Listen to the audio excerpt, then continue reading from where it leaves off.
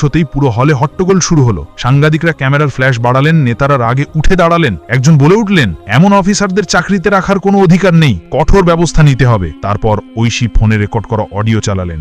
রাহুল শর্মার অভদ্র ব্যবহার শোনা মাত্র সবাই আরো ক্ষিপে উঠল। ডিএম কোনাল আবার মাইক হাতে নিলেন, কঠিন গলায় ঘোষণা করলেন, আজ থেকে ইন্সপেক্টর দেবাশিস এবং এসআই রাহুল শর্মা তাৎক্ষণিকভাবে সাসপেন্ড করা হলো। এদের বিরুদ্ধে বিভাগীয় ব্যবস্থা নেওয়া হবে। আইনের উপরে কেউ নয়, চাই সে পুলিশই হোক। মুহূর্তেই পুরো হল করতালিতে গর্জে উঠল। ক্যামেরার ফ্ল্যাশে চারদিক ঝলসে উঠল। নেতারা এগিয়ে এসে ডিএম এর সিদ্ধান্তকে সমর্থন করলেন। একজন বরিষ্ঠ নেতা উঠে দাঁড়িয়ে বললেন, ঐশী ম্যাডামের মতো সৎ অফিসারই আমাদের জেলার গর্ব। তার সাহসিকতার জন্য সাধারণ মানুষের পুলিশের উপর তা আস্থা ফিরে আসবে। ঐশী আত্মবিশ্বাসী কণ্ঠে মাইকে বললেন, এই লড়াই শুধু এক বুড়ো ফুচকাওয়ালার জন্য নয়, বরং প্রত্যেক গরিব মানুষের জন্য, যারা বছরের পর বছর অন্যায় সহ্য করেছে। আজ থেকে আর কোনো গরিবকে ভয় পেতে হবে না, আইন সবার জন্য সমান। হল আবার করতালিতে গর্জে উঠল।